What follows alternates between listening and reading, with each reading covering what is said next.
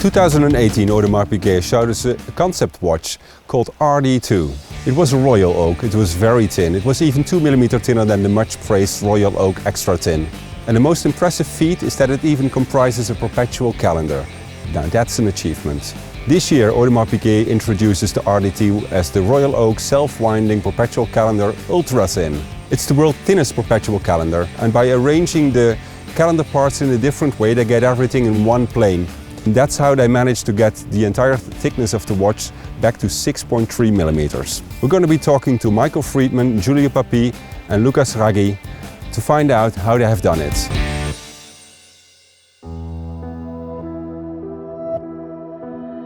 The history of Audemars Piguet and perpetual calendar watches begins right with the origins of the company. In fact, even before the origins of the company. The school watch of both Jules Audemars and Edward Piguet, both of their school watches included the perpetual calendar. The next sort of wave of perpetual calendars comes in what I refer to as the second generation of pocket watch production at Audemars Piguet, when the watches start to get thinner and thinner and thinner. This had to do with changes in fashion and the way that people wore their watches. Clothes that were a little slimmer, a little more elegant, you needed a thin watch to match that aesthetic. So Audemars Piguet is now concurrently producing perpetual calendar pocket watches as well as thin pocket watches. It's not until 1955 that Audemars Piguet introduces the world's first perpetual calendar wristwatch with leap year indication, and the watch was made in very few examples. The next big jump in perpetual calendar watches for Audemars Piguet is in 1978 with the 2120 QP caliber and the perpetual calendar wristwatch designed by Jacqueline Dimier. This was at the time the world's thinnest perpetual calendar wristwatch, and it was built off the 2120, which was the thinnest automatic time-only caliber as well, first introduced back in 1967. And in 1984, Jacqueline Dimier brings that complication to the Royal Oak. During those following decades, the Royal Oak Perpetual Calendar, at this point it's always 39 mm, but the case and dial variations become extreme. This is when Audemars Piguet is producing the watch, of course in steel and precious metals, but also beginning to combine metals as well. That brings us up to a few years ago when we reintroduced the Perpetual Calendar Royal Oak as a 41 mm watch, and that was happening concurrently with the early development of what we now call RD2, which is the world's thinnest perpetual calendar wristwatch, and it is a Royal Oak as well. The RD2 began as an idea of Julio's to create a very elegant yet very robust, thin perpetual calendar wristwatch. The goal wasn't to create the thinnest watch. That was not the objective. What that means looking back is that it was a design-driven process, not a technically driven process. It was the design concept that set the path forward. Started with the design and then let the technical solutions follow that design vision, never sacrificing the design and aesthetics of the Royal Oak, and never bringing into question the robustness and integrity of the timepiece itself. The idea became 8 years ago, around 2011.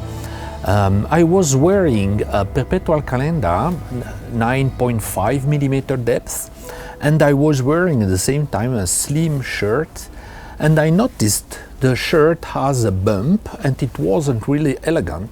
I had to solve two main problems. The first one is to create a one-layer mechanism, because a perpetual calendar has 4 layers. The idea was to glue, to make a fusion between all the layers in one, and it was really complex to calculate that. And the second main point was to find system to avoid to cross the layer, because with 2 layers it's possible to cross 2 layers, but in 1 layer it's not possible, and I had to solve this second problem. So the specificity is that on a traditional construction, we use 1 layer for each function. And on this one, as you can see on the screen here, we have merged the different layers into only one for the date and the month. The result is that the construction is ultra thin, but the components are much more complex to manufacture. So the first challenge was to merge all these levels into one, but then we also had to adapt the command, meaning those pieces here that control the correction and the setting of the date. And in terms of space on the movement, there was also a big challenge. So to achieve this thickness, we used the dial as the bridge to hold the perpetual calendar components. In such a development, you need many fields of competence.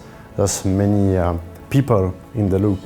So there was not only the engineers and watchmakers, but there were a whole team of experts in their field in order to not only design the watch, but also being able to manufacture it and test it. We had to work with the technician and engineer to create a robust and strong case and bezel, a strong system. And the technician should work very hard to create a robust design about the case and bezel to avoid to block the mechanism after a torsion of the wrist.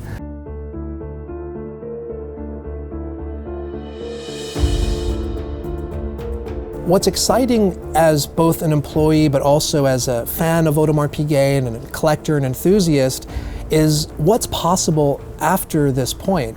When I look at these sort of big innovative moments in the history of Audemars Piguet, there's always that possibility that something else might emerge in the coming years. So the question is the technology behind the RD2, is that potentially a new evolutionary tree for our company to explore?